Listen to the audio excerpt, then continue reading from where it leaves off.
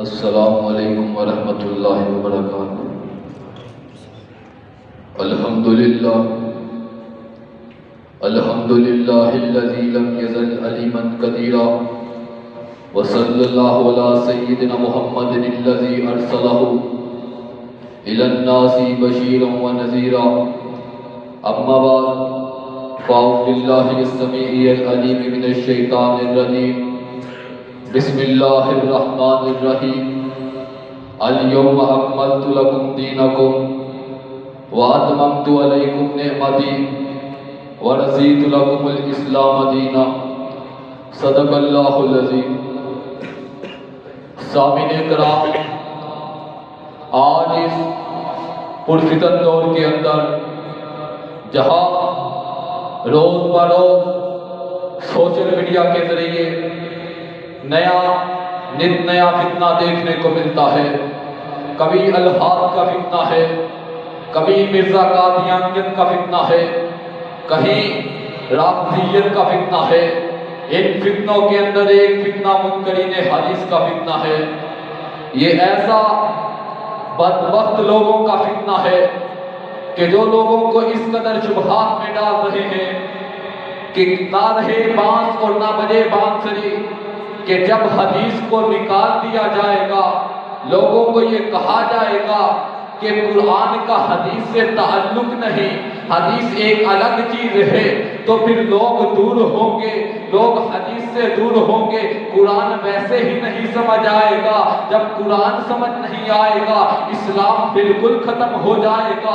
خلاف حدیث خلاف سنت ہے، خلاف حدیث خلاف قرآن ہے، خلاف حدیث خلاف نماز ہے، خلاف روزہ ہے، خلاف زکوٰۃ ہے، خلاف حج ہے، خلاف قیام ہے، خلاف رکوع ہے۔ یہ ساری چیزیں اسلام کی بنیاد کو ختم کرنے کے لیے، اسلام کو مٹانے کے لیے، اسلام کو ہٹانے کے لیے، اسلام کو رکانے کے لیے، اسلام کو جھکانے کے لیے جو بنیاد بنائی گئی ہے وہ سراسر غلط ہے۔ کہا جاتا ہے قرآن کا حدیث سے کوئی تعلق نہیں۔ نسبت کے لحاظ سے قرآن کی نسبت اللہ کی طرف ہوتی ہے، حدیث کی طرف آمنہ کے لال کی طرف ہوتی ہے۔ صحیح بخاری کے اندر حدیث ہے، ایک صحابی کا بیٹا کسی کے گھر میں کام کیا کرتا تھا، وہ بدکاری کر بیٹھا۔ جب بدکاری کر لی تو صحابی نے 100 بکریاں اور ایک غلام اس کے عوض میں دے دیا، کہا چلو اس کی دیت ہو جائے گی۔ جب پتا چلا کہ یہ اس کی دیت بنتی ہی نہیں ہے، نبی پاک صلی اللہ علیہ وسلم کے پاس آیا، کہتا ہے آقا غلطی کر بیٹھا ہوں، بیننا بکتاب اللہ، ہمارے درمیان کتاب اللہ سے فیصلہ کیے، ہمیں رب کے قرآن سے فیصلہ چاہیے۔ جس کی عورت سے بدکاری کی ہے وہ بھی صحابی رسول ہے، وہ بھی آگے اللہ کے نبی سے کہتا ہے بیننا بکتاب اللہ، ہمارا فیصلہ اللہ کی کتاب سے چاہیے۔ اب بھی کتاب اللہ سے فیصلہ چاہتے ہیں لوگوں بھی۔ نبی کائنات نے کہا تھا واللہ اللہ کی قسم میں تمہارا فیصلہ اللہ کی کتاب سے کروں گا۔ نبی کائنات نے کیا کہا تھا؟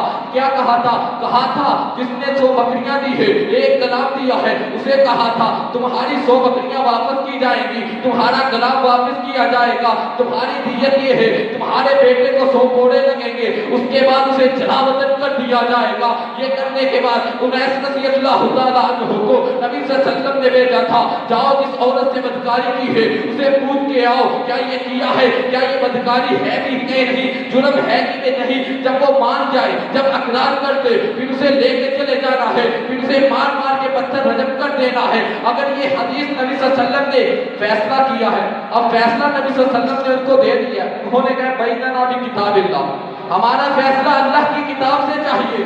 اور نبی صلی اللہ علیہ وسلم نے بھی کہا ہے واللہ تمہارا فیصلہ میں اللہ کی کتاب سے کروں گا۔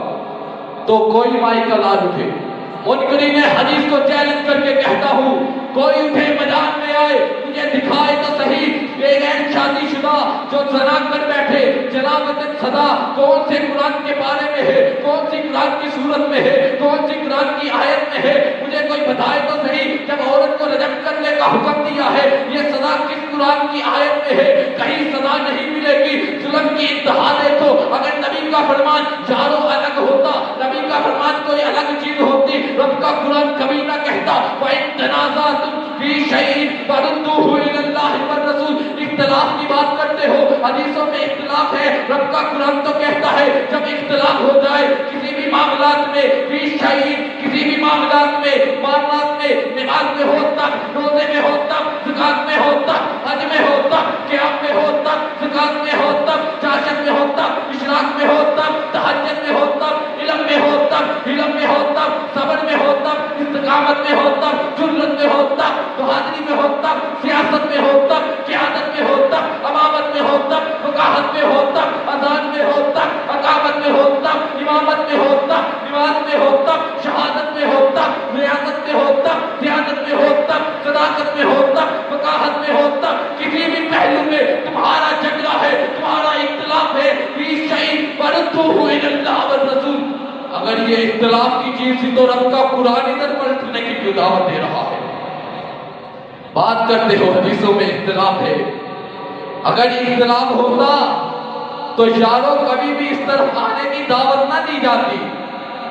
اختلاف ان کی سوچوں میں ہے، اگر سمجھنے کا خود ذہن نہ ہو اس طرح تو کہو گے قرآن میں بھی تعارض ہے۔ رب کا قرآن کہتا ہے نا ثم یعرج الیہ فی یوم کان مقدارہ الف سنہ، قیامت کے ایک دن کی تعداد 1000 ہے۔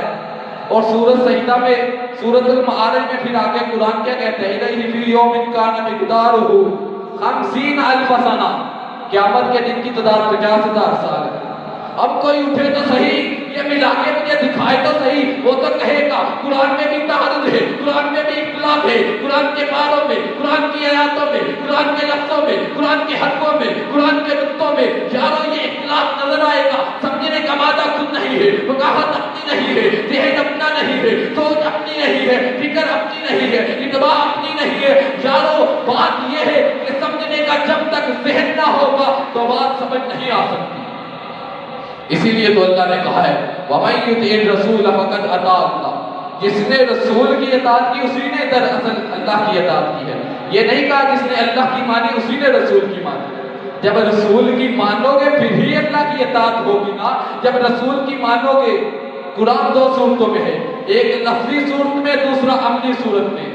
لفظی صورت میں تو الفاظ میں ہمارے پاس موجود ہے، عملی صورت وہ ہے جو نبی کائنات کی زندگی ہے، نبی کا اٹھنا ہے، نبی کا بیٹھنا ہے، نبی کا چلنا ہے، نبی کا سونا ہے، نبی کا کردار ہے، نبی کا اخلاق ہے، نبی کی رفعت ہے، نبی کی بلندیاں ہے، نبی کا پیار ہے، نبی کا محبت ہے، نبی کی جانساری ہے، نبی کا اخلاق ہے، نبی کی نماز ہے، نبی کا روزہ ہے، نبی کا زکات ہے، نبی کی حج ہے، نبی کا قیام ہے۔ یہ ساری چیزیں اسلام سے ملے گی تو جب تک حدیث کو نہ اٹیچ کیا جائے گا کوئی مائکلال ثابت کر کے دکھا سکتا۔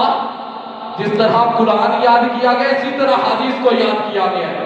آج کہتے ہیں حدیثیں 200 سال بعد لکھی گئی ہیں، یہ بڑا اعتراض ہوتا ہے، 200 سال بعد لکھی، یہ تمہیں کس نے کہا ہے 200 سال بعد لکھی گئی؟ جس طرح قرآن یاد کیا گیا اسی طرح حدیثیں یاد کی گئی۔ قرآن بھی بعد میں لکھا گیا ہے، حدیثیں بھی بعد میں لکھی گئی۔ دلوں میں تو اسی وقت ہی لکھی گئی تھی نا جب ابو ہریرہ نبی صلی اللہ علیہ وسلم کے پاس آ کے کہتے تھے آقا انسان کھیتوں میں کام کرنے کے لیے چلے جاتے ہیں، مہاجر تجارت کے لیے نکل جاتا ہوں، آقا ہر ٹائم آپ کی محفل میں بیٹھا رہتا ہوں، کوئی حدیث رہ نہ جائے۔ لیکن ایک مسئلہ ہے، حدیث یاد کرتا ہوں تو بھول جاتی ہے۔ نبی کائنات نے کہا تھا ابو ہریرہ اپنی چادر کو بچھاؤ، چادر بچھا کے جب دواری چادر کو سمیٹ کر کے کہا اپنے سینے پر لگا لو، جب سینے پر لگایا ابو ہریرہ کہتے ہیں کعبہ کے رب کی قسم ایسی ٹھنڈک مجھے پہلے کبھی نہیں ملی، اس کے بعد کبھی حدیثیں بھولا نہیں۔ مجھے بتاؤ یہ قرآن کو صحابہ نے یاد کیا تو پھر ساتھ ہی حدیث رسول کو یاد کیا ہے۔ صحابہ نے کسی مقام پر، کسی جگہ پر، کسی عمل میں، کسی صورت میں، کسی سیرت میں، کسی پہلو میں چھوڑا ہے تو بتاؤ۔ جب سنن ابی داؤد کی روایت ہے، سنن ابی داؤد کی روایت میں آتا ہے عبداللہ بن عمر بن عاص ہر بات نبی صلی اللہ علیہ وسلم کی لکھا کرتے تھے۔ صحابہ کہتے ہیں ہر بات نہ لکھا کرو، کبھی نبی صلی اللہ علیہ وسلم خوشی میں ہوتے ہیں، کبھی غمی میں ہوتے ہیں، ہر بات نہ لکھا کرو۔ تو عبداللہ نے لکھنا چھوڑ دیا۔ نبی صلی اللہ علیہ وسلم نے پوچھا عبداللہ لکھتے کیوں نہیں ہو؟ کہا آقا صحابہ کہتے ہیں کبھی آپ خوشی میں ہوتے ہیں کبھی غمی میں ہوتے ہیں، کبھی مزاج کیسا ہوتا ہے کبھی مزاج کیسا ہوتا ہے؟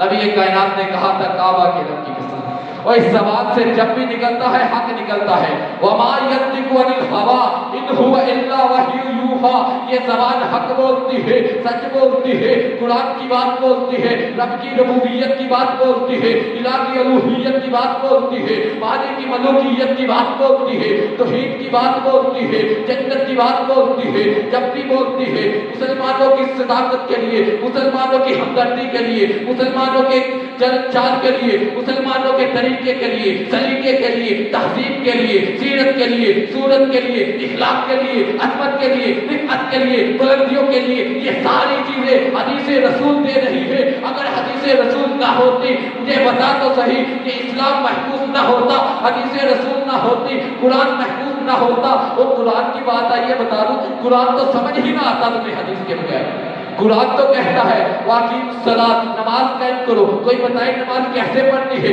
قرآن تو کہتا ہے وَالرَّكُوعَ مَعَ الرَّاكِعِينَ، رکوع کرو، رکوع کیسے کرنا ہے؟ قرآن تو کہتا ہے وَاسْجُدْ وَاقْتَرِب، سجدہ کرو، سجدہ کیسے کرنا ہے؟ قرآن تو کہتا ہے زکوٰۃ تو کتنی دینی ہے، کس کو دینی ہے، کس ٹائم میں دینی ہے، کون بتائے گا؟ نماز کیسے پڑھنی ہے، قیام کیسے کرنا ہے، رکوع کیسے کرنا ہے، سجدہ کیسے کرنا ہے، سارا طریقہ، یہ روزے کا طریقہ کون بتائے گا؟ قرآن نے صیام کا حکم تو دیا ہے، لیکن کب شروع کرنا ہے، کب ختم کرنا ہے، کتنی دیر ہے، کب رکھنا ہے، یہ کون بتائے گا؟ جب تک حدیث نہ ہو، کوئی قرآن سمجھ کر کے دکھائے، کوئی قرآن کو بات لا کر کے دکھائے، کوئی قرآن کو اپنی زندگی کا پہلو بنا کر کے تو دکھائے۔ کہتے ہو ہم اہل قرآن ہیں، ہم قرآن کی بات مانتے ہیں، ہم قرآن کے پاروں کی بات مانتے ہیں، تم اہل قرآن ہو، جب تک اہل حدیث نہ بنو گے، حدیث والے نہ بنو گے، حدیث کو زندگی میں نہ لاؤ گے، حدیث کو زندگی میں، کردار میں، اخلاق میں، رفعت میں، بلندی میں، مقام میں، چلن چال میں، معاشرے میں، سیاست میں، ریاست میں، قیادت میں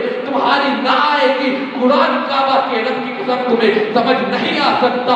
اس لیے قرآن سمجھنا ہے، قرآن سمجھنا چاہتے ہو تو پھر حدیث رسول سیکھنا ضروری ہوگی۔ میں اسی لیے کہا کرتا ہوں، اکثر پڑھا کرتا ہوں، آج بھی کہتا ہوں، خدا گنجے کو ناخن نہ دے، خدا گنجے کو ناخن نہ دے، دے موت تو دے مگر یہ ادا نہ دے۔ واخر دعوانا الحمدللہ۔